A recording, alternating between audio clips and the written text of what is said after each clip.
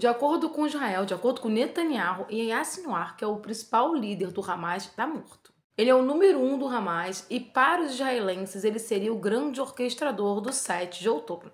E aí você me fala, então a guerra acabou. Não. Primeira coisa, essa fala sobre o falecimento da liderança do Hamas veio diretamente de Israel, que disse que esse falecimento se deu depois de uma troca de tiros e fez o reconhecimento, inclusive, por arcado dentário. E aí a gente vai discutir o pós dessa morte. Primeira coisa, teoricamente, com a morte dele seria o suficiente para o fim da ofensiva em Gaza, porque se o objetivo era vingar o dia 7 de outubro, ele já está vingado, inclusive com a morte das pessoas que organizaram politicamente, militarmente, o 7 de outubro. Mas de acordo com a fala do Netanyahu, não. Ele disse que não vai acabar a ofensiva em Gaza. É aquela velha retórica de enquanto tiver terroristas, continuaremos com a ofensiva em Gaza.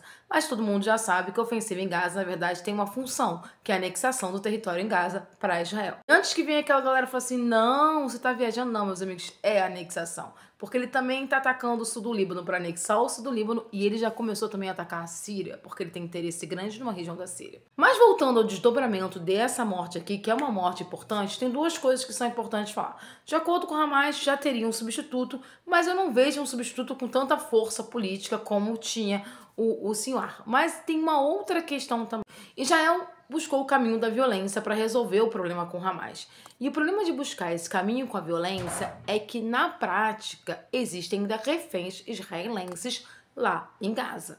E a gente pode ter um desfecho muito trágico dessa questão com os reféns israelenses de acordo com a reação que o Hamas pode ter a esse assassinato de mais uma liderança do grupo.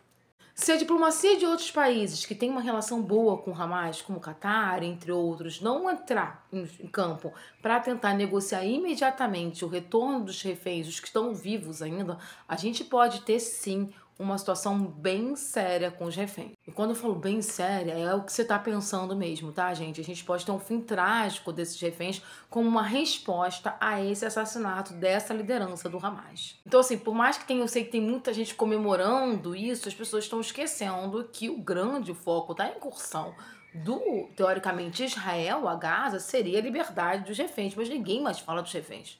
Ao contrário, o ministro das Relações Exteriores de Israel falou assim, não, agora todos os militantes do Hamas vão ter que baixar as armas e se render. Não, isso não tá nessa perspectiva ainda. A questão é que a gente vai ter que observar com muita seriedade os próximos capítulos dessa história que podem se transformar em mais trágicos ainda, tá? Mas não há, teoricamente, mais nenhuma justificativa para manter a ofensiva em Gaza. Ao contrário, se Israel mata as principais lideranças do Hamas, ele poderia perfeitamente já estar negociando o retorno dos reféns. Mas eu não sei se o objetivo do Netanyahu é o retorno dos reféns, mas o que eu sei é que a anexação de Gaza é um objetivo real do grupo político do Netanyahu.